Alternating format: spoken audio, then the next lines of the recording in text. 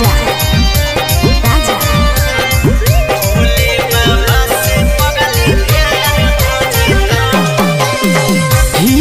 पुजारी पगली हम महादेव के सावन महीना अइलहि कृपा करथिन फेर से। पुजारी पगली हम महादेव के सावन महीना अइलहि कृपा करथिन फेर से। सोचल सपनवा तोर साकार हो जीत कर लेगे दर्शन बेड़ा पार हो जीता। भोले बाबा से पगली प्यार हो जीता।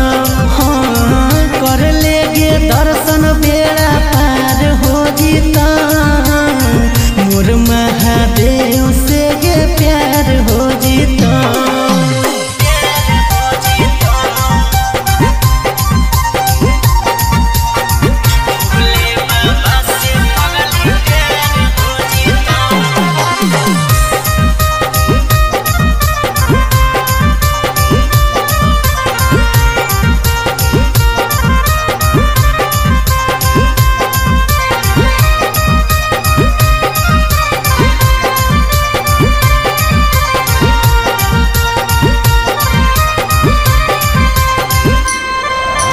जलवा ढारे चल पगली साथे देवा घर गे बाबा के नगर मांगे है सुनर एगो बर गे।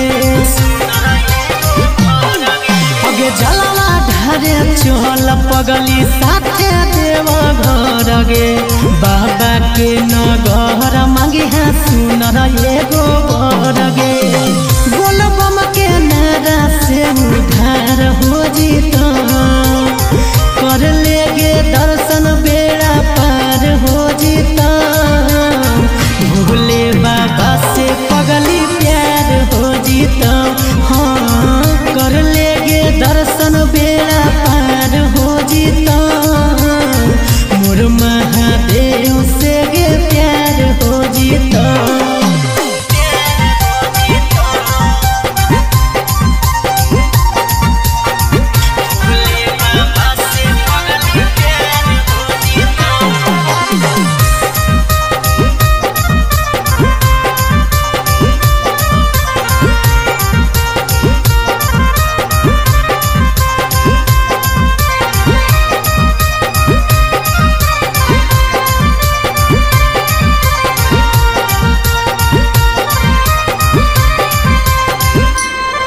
अगे बोल बम के नारा लेके उठैबो कांधे कवरिया गे पैदल पैदल चलही की निकालियो डीजल गरिया गे।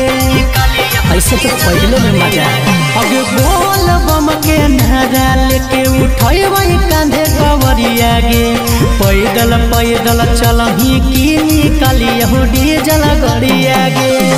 सागर बेदर्दी कहो जोगाड़ हो जीता। कर ले